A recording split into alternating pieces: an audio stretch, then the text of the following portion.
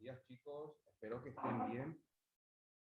Hoy vamos a hablar sobre la muñeca, la biomecánica de la muñeca y también de la mano. La muñeca es la articulación que permite la posición óptima, ¿verdad?, para la precisión, porque sabemos que la muñeca, cuando hablamos de anatomía, se encarga de realizar los movimientos de flexión y extensión, inclinación radial, inclinación cubital, y actúa en conjunto con estos huesitos que vemos aquí, que son con los huesos del carpo y con los metatarsianos y las palancas. Entonces, alguna alteración en la muñeca también altera los movimientos en los dedos de la mano. El núcleo central de la muñeca son los huesos del carpo, ¿sí? Que dijimos que hay dos filas. La primera fila, que está formada por el escafoides, el semilunar, el piramidal y el pisiforme. Y la segunda fila es el trapecio, trapezoide, hueso grande y el hueso ganchoso. El complejo articular, la articulación, tenemos la articulación radiocubital distal, que es esta que vemos aquí, donde se articula el radio con el cúbito, y la articulación radiocarpiana y la articulación mediocarpiana. La articulación radiocarpiana es donde se articula el radio, esta porción o la extremidad inferior del radio, con el hueso escafoides, el semilunar y el piramidal. El pisiforme no se articula ni con el radio ni con el cúbito. Y luego tenemos la articulación mediocarpiana, que es esta articulación que tenemos aquí entre los huesos del carpo y los huesos del carpo con los metacarpianos. El complejo articular de la muñeca, la articulación radiocarpiana, que articula con la glenoide antebraquial con el cóndilo carpiano. O sea, la glenoide antebraquial es la glenoide del radio. Se articula con los huesos del carpo, que fue lo que dijimos, con el escafoides, el semilunar y el pisiforme. La articulación mediocarpiana, que articula entre ellas las dos filas de los huesos del carpo, los huesitos de la primera fila con los huesitos de la segunda fila. Los movimientos de la articulación de la muñeca se realizan en torno a dos ejes. El eje AA, este eje que vemos aquí, que es un eje transversal, o sea que es de adentro hacia afuera, en un plano, el plano va a ser un plano frontal, se realizan los movimientos de flexión y extensión de muñeca. Entonces, el primer eje tenemos entre el A y el A, que es un eje transversal. Mediante un plano frontal se realizan los movimientos de flexión y extensión de muñeca. Luego tenemos el eje BB, que es un eje antero-posterior, se realiza mediante un plano sagital, y esto realiza los movimientos de aducción o inclinación cubital. Es cuando la mano se inclina hacia el borde interno o hacia el cúbito. Y luego tenemos la abducción o inclinación radial, en donde la mano se aleja del eje del cuerpo. O sea, es cuando nosotros inclinamos la mano hacia afuera, hacia aquí, hacia el pulgar. Eso es abducción o inclinación radial. Y cuando la mano inclinamos hacia adentro, eso se llama aducción o inclinación cúbita. Los movimientos de aducción y abducción del pulgar, de la muñeca, tenemos mediante la posición anatómica, que es esta, con la palma de la mano abierta y mirando hacia adelante. El eje de la mano pasa por el tercer metacarpiano, lo que vemos aquí, y se prolonga hacia el eje o la parte media del antebrazo. Entonces el eje de la mano pasa a nivel del tercer metacarpiano, primero, segundo y tercer metacarpiano. A este nivel, la aducción, 45 grados con el tercer dedo, 1, 2, 3. La aducción, teniendo en cuenta el tercer dedo, tiene una aducción de 45 grados, ¿sí? Y teniendo en cuenta el segundo dedo, este que vemos aquí, tiene una inclinación de 30 grados. Entonces, vemos aquí, teniendo en cuenta el tercer dedo, la inclinación cubital, ven cómo se inclina hacia el cúbito o hacia adentro, teniendo en cuenta el dedo del medio es entre 45 grados de aducción. Y teniendo en cuenta, aquí el segundo dedo tiene una inclinación de 30 grados, ¿sí? La abducción no sobrepasa los 15 grados. La abducción vendría a ser movimiento hacia afuera, esto que está aquí. Y la abducción, vemos aquí, no sobrepasa los 15 grados de abducción. ¿Por qué? Porque aquí choca la apófisis estiloides del radio contra el escafoides. Acá el espacio es menor que aquí, que es lo que podemos ver aquí. Acá podemos ver, observar nosotros el espacio entre el radio y el escafoide es menor, por eso la inclinación radial es 15 grados nomás.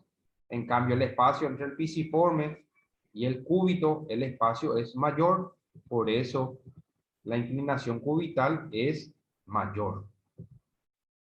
Los movimientos de flexión y extensión, la posición anatómica es la cara dorsal de la mano en la prolongación de la cara posterior del antebrazo, ¿sí? La flexión y extensión activa es de 85 grados. Acá vemos nosotros, este es el movimiento de flexión, que es de 85 grados, y este es el movimiento de extensión, que es de 85 grados aproximadamente. La flexión muchas veces puede llegar, si hay una hiperlaxitud articular, puede llegar a los 90 grados de flexión.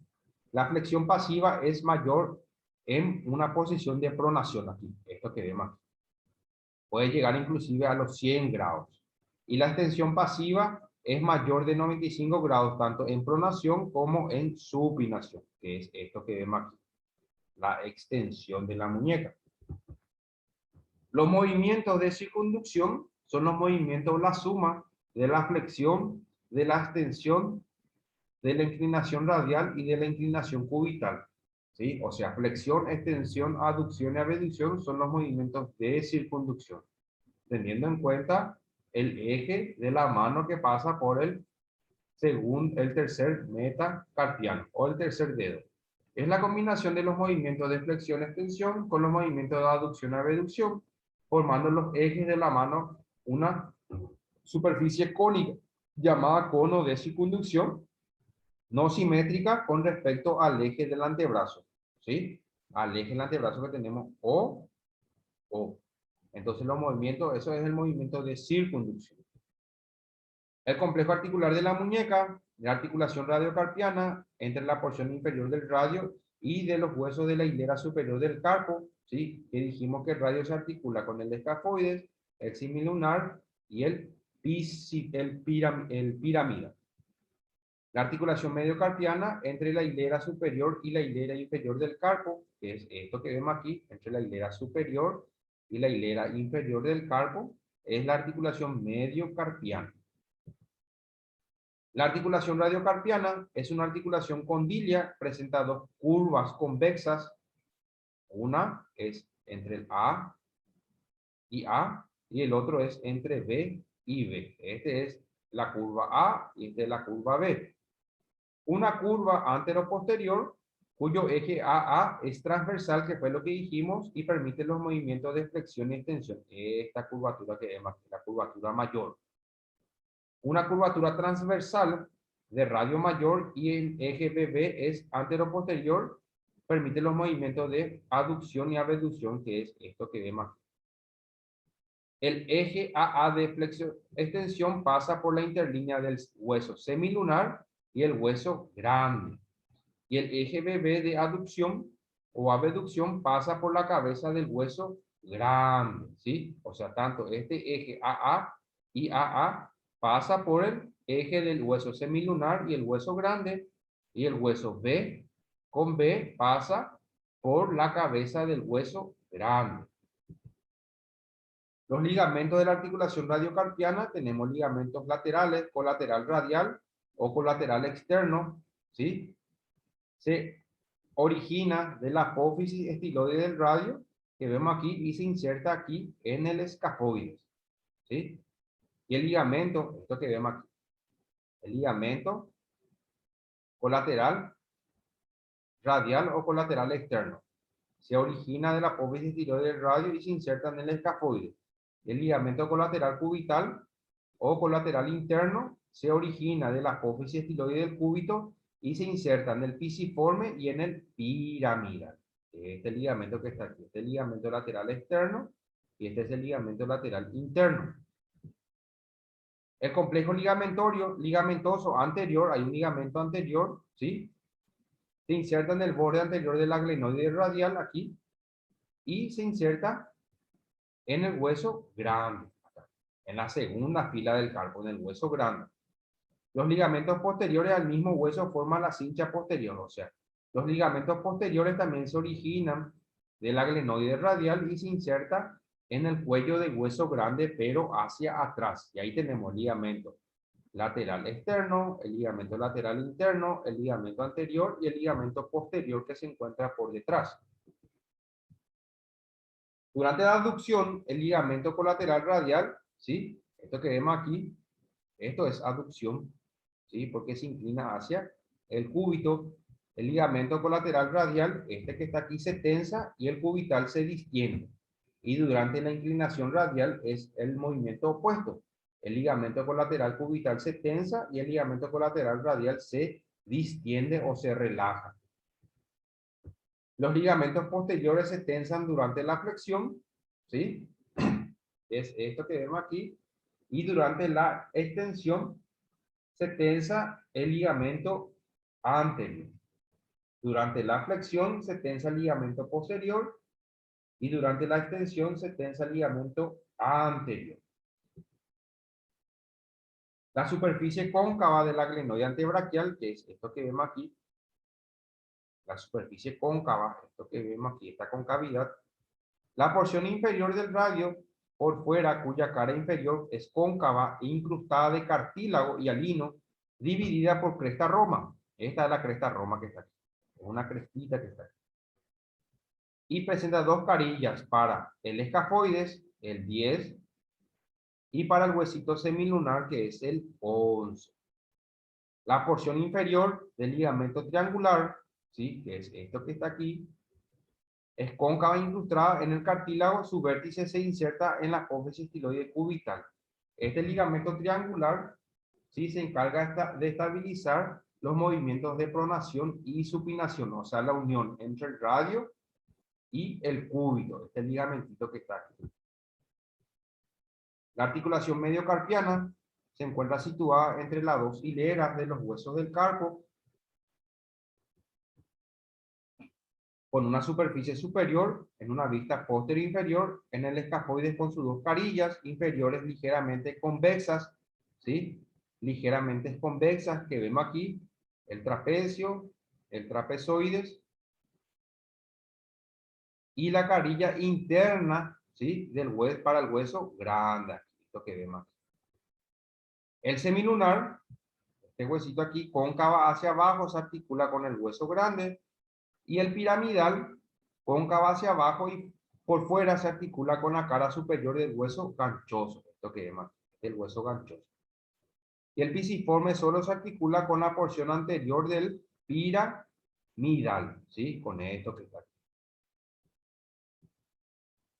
La superficie superior, una vista superior o postero superior, la carilla superior del hueso trapecio, ¿sí? Esto que vemos aquí, y el trapezoide que vemos aquí, que se articulan con el escafoides y el semilunar, que fue lo que vimos hace rato. La cabeza del hueso grande, que se articula con el escafoides y el semilunar, y la cara superior del hueso ganchoso, esto que vemos aquí, cuya mayor parte se articula con el piramidal y una carilla mínima se articula con el semilunar.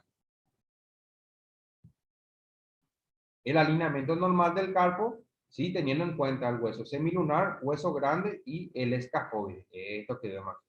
Este es el alineamiento normal entre esos huesitos. Este es el radio, ¿sí? Acá tenemos el escafoides, ¿sí? Acá tenemos el semilunar y acá tenemos el hueso grande. Este huesito que está aquí es el primer metacarpiano, ¿sí? Entonces, este es el alineamiento normal entre esos huesos.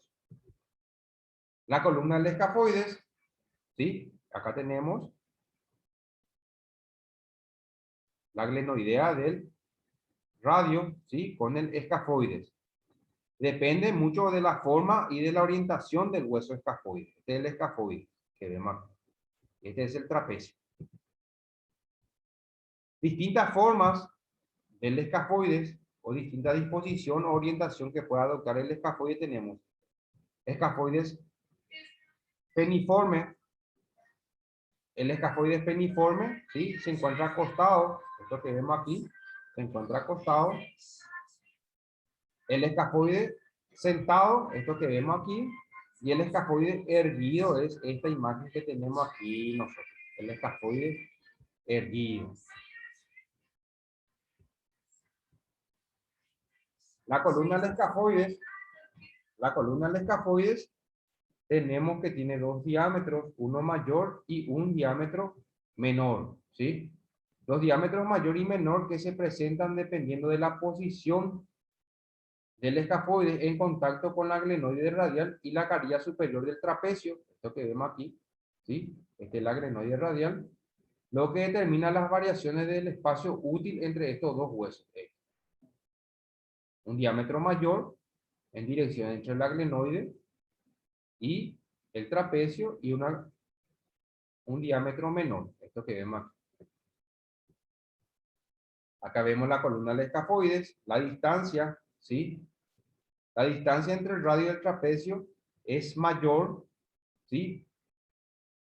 Esto. La distancia entre el radio y el trapecio que vemos aquí es mayor, entre A y B.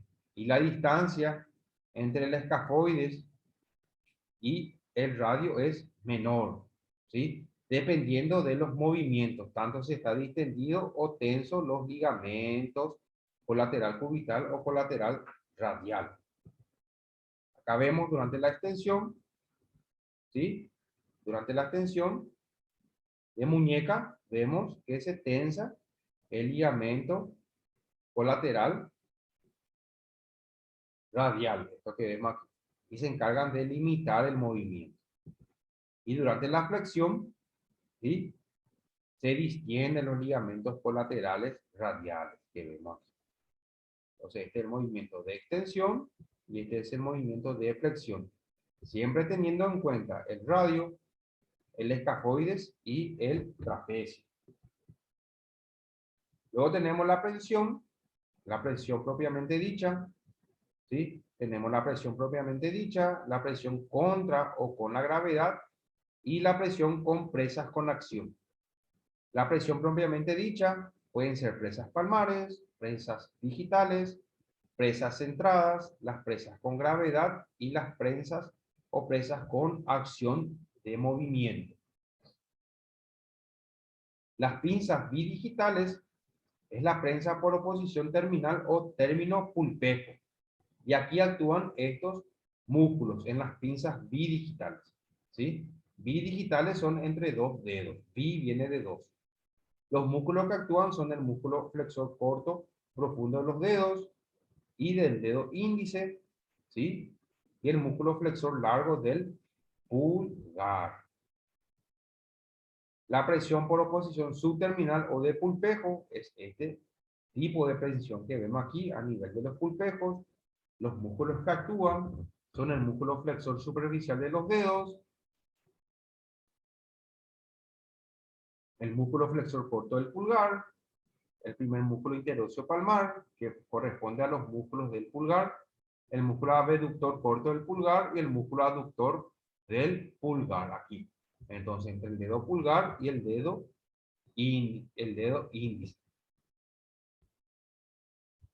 La presa por oposición subtérmino lateral o pulpo lateral es esto que vemos aquí, en donde el dedo índice se encuentra de forma lateral, ya no se encuentran enfrentados cara a cara, ¿sí? El primer músculo interóseo dorsal del dedo índice actúa, el músculo flexor corto del pulgar, el primer músculo interóseo palmar y el músculo aductor del pulgar. Esos son los músculos que actúan. La presión interdigital lateral, ¿sí? Que es esto, entre la región lateral del segundo dedo y del tercer dedo, o puede ser entre el tercer dedo y el cuarto, y entre el cuarto y el quinto, la parte lateral aquí. Son músculos interóseos o actúan los músculos interóseos de las manos, el segundo músculo interóseo palmar y dorsal aquí. El segundo y el que vemos aquí, en la parte media. Acá se encuentra el músculo interóseo palmar y dorsal. Luego tenemos las pinzas pluridigitales, donde se utilizan ya 3 dedos, tanto el dedo pulgar, el dedo índice y el dedo del medio, y ahí actúan estos músculos que vemos aquí, el músculo flexor largo del pulgar o propio del pulgar, el músculo flexor superficial del dedo índice, ¿sí? Músculos sesamoideos, que son músculos pequeñitos que se encuentran en la mano, los músculos interóseos, los músculos tenares del primer y el tercer dedo, los músculos o el músculo flexor largo propio del primer dedo y el músculo flexor superficial del segundo dedo, las pinzas pluridigitales. Las prensas tetradigitales, ¿sí?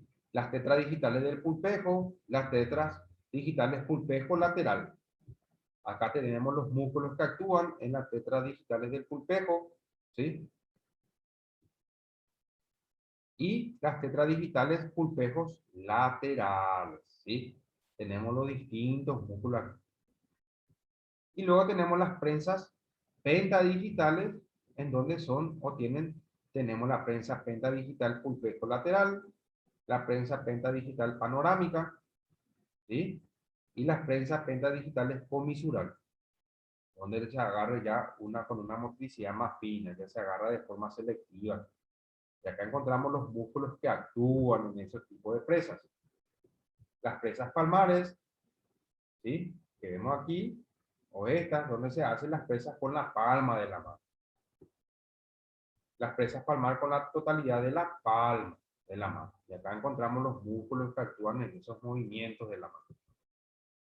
Las presas palmar cilíndricas, donde se agarran objetos cilíndricos, ¿sí? Una botella, un huevo, ¿sí? Se agarran con el dedo pulgar y el dedo índice, y acá con el dedo pulgar, dedo índice y el dedo del medio. Y acá encontramos los músculos que actúan en ese tipo de presa. Y las presas centradas, ¿sí? Que es, por ejemplo, cuando hacemos este tipo de agarre o este tipo de movimiento, ¿sí? Y acá tenemos los músculos que actúan en ese tipo de presa. Y las presas contra la gravedad, la trípode, la gesto de ofrenda y la de cuchara. Y acá tenemos la bipluridigitales, esta que llama entre los pulpejos de los dedos, dedo del pulgar y el dedo índice. Y las presas con acción, que vemos aquí. Acá, por ejemplo, tenemos tirar una balita, encender un encendedor o rociar con algún objeto. Y las presas laterales, que vemos aquí. Por ejemplo, agarrar una aguja, un hilo, un instrumento, el violín, ¿sí? O agarrar este palito chino que vemos aquí. Estas son las presas laterales, de forma pluridigital.